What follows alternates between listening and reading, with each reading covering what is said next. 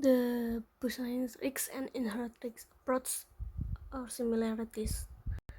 Pendekatan terhadap risiko bisnis dan risiko inherent keduanya menggunakan pendekatan top-down. Pada awalnya, entitas yang dipertimbangkan secara keseluruhan.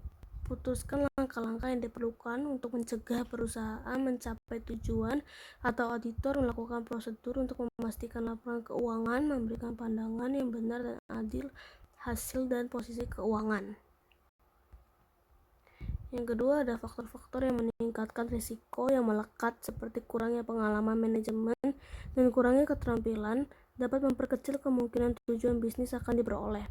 Yang ketiga, ada faktor-faktor yang meningkatkan risiko kontrol, misalnya lingkungan kontrol yang buruk dapat menghambat pencapaian tujuan bisnis. Yang keempat, analisis risiko bisnis dan risiko inherent membantu auditor merancang pekerjaan untuk membuktikan laporan keuangan memberikan pandangan yang benar dan adil. Kedua jenis analisis tersebut memberi auditor pemahaman yang lebih baik tentang entitas dan operasinya. Selanjutnya ada business risks and inherent risks approach dissimilarities. Yang pertama ada auditor mempertimbangkan risiko yang melekat dalam kaitannya dengan dampak yang mungkin mereka alami laporan keuangannya. Yang ke B ada pendekatan risiko bisnis mempertimbangkan risiko yang menghambat perusahaan di Indonesia mencapai tujuannya.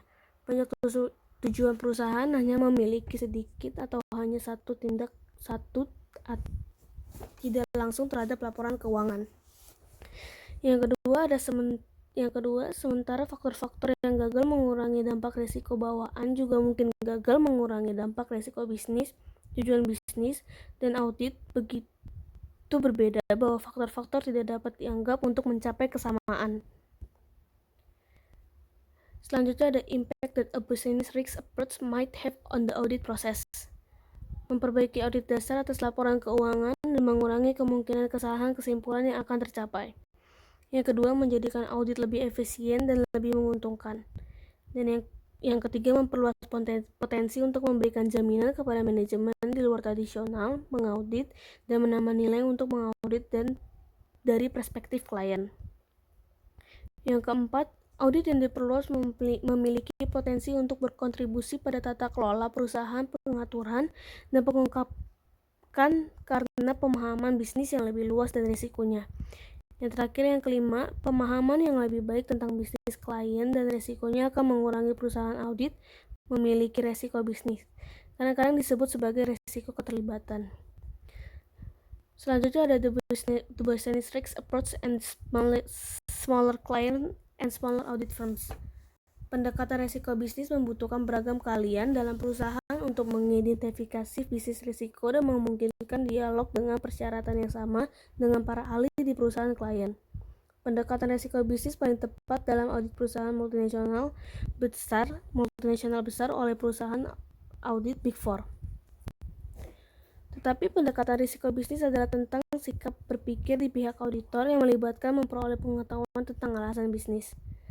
Klien audit kecil biasanya tidak memiliki keahlian yang luas dan perusahaan audit yang lebih kecil mungkin mendiskusikan risiko bisnis dengan manajemen sebagai bantuan bagi mereka.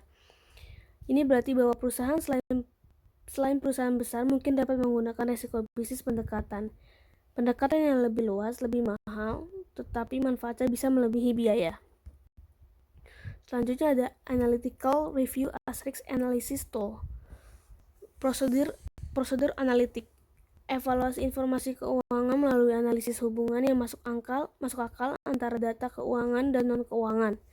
Analitik prosedur juga mencakup penyelidikan seperti yang diperlukan untuk diidentifikasi fluktuasi atau hubungan yang tidak konsisten dengan informasi relevan lainnya atau yang berbeda dari nilai yang diharapkan dengan jumlah yang signifikan. Prosedur penilaian risiko yang penting ketika memperoleh pemahaman tentang entitas dan lingkungan, bantuan dalam mengurangi risiko audit secara keseluruhan dan khususnya mengurangi risiko deteksi. Memiliki nilai khusus dalam menentukan apakah masalah going concern dan digunakan di beberapa titik dalam proses audit. Judgment in accounting and audit and its relationship to risks. Jadi apa penilaian dan apa yang kita butuhkan sebagai auditor untuk melaksanakannya? yaitu penghakiman. Seperti banyak aspek aktivitas manusia tidak berwujud dalam sifatnya. Hubungan antara penilaian audit dan risiko bersifat langsung sebagaimana adanya dilakukan dalam konteks risiko. Dalam membentuk penilaian, auditor membuat penilaian risiko awal dan kemudian memodifikasi mereka berdasarkan kontrol yang ada dan validitas angka dalam catatan akuntansi. Setiap penilaian risiko melibatkan penilaian. Penilaian auditor dilakukan dalam konteks bukti audit yang dikumpulkan dan dievaluasi. Management of the audit process. Ada dua tujuan audit dasar. Tujuan pertama untuk membentuk opini atas laporan keuangan, mengharuskan perusahaan audit untuk bertindak secara efektif dan melakukan pekerjaan profesional yang berkualitas tinggi. Tujuan kedua, untuk menghasilkan keuntungan dalam menjalankan tugas profesional dan mengharuskan perusahaan audit untuk bertindak secara efisien dan juga secara efektif. Titik awal adalah struktur logis dalam perusahaan audit dan alokasi tanggung jawab khusus untuk setiap orang yang bekerja di dalamnya, termasuk kepemimpinan perusahaan audit, mitra etika, peninjau kontrol kualitas keterlibatan, dan anggota tim keterlibatan. Dan di anggota tim keterlibatan itu ada mitra keterlibatan, manajer, lanjut usia, asisten auditor, dan staf pendukung termasuk ahli pajak dan IT. Tim keterlibatan didukung oleh fungsi penasehat teknis. Selanjutnya ada the terms of reference provide the audit framework. Di bagian ini kita akan memperkenalkan Anda kepada surat pertunangan yang mengatur kejadian dan menentukan kerangka acuan. Kriteria yang digunakan untuk melakukan audit. Pada saat yang sama ada masalah lain yang harus diperhatikan. Yang pertama ada surat perikatan. Surat perikatan tidak jelas tentang apa yang diminta oleh auditor. Audit dapat bervariasi dan dapat mencakup audit menurut undang-undang yang mengarah pada pendapat tentang kebenaran dan kewajaran laporan keuangan. Audit sistem untuk mendeteksi kekuatan dan kelemahan di dalamnya. Audit dapat mendeteksi penipuan dan audit proses pengambilan keputusan manajemen. Surat perikatan tersebut seharusnya menyebutkan jenis audit yang diperlukan.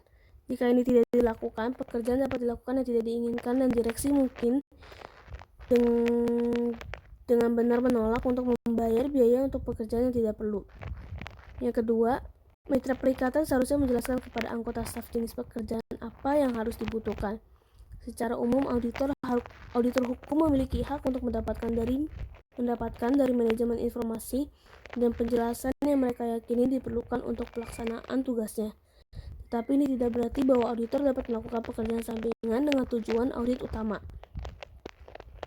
Tindakan yang tepat adalah menjelaskan kepada direksi bahwa ada kelemahan dalam sistem kontrol di sekitar kas kecil, bahwa kas kecil tidak cukup penting di dalam rekening untuk dilanjutkan pekerjaan audit lebih lanjut. Tetapi jika manajemen menginginkannya, perusahaan audit dapat menyelidiki masalah tersebut.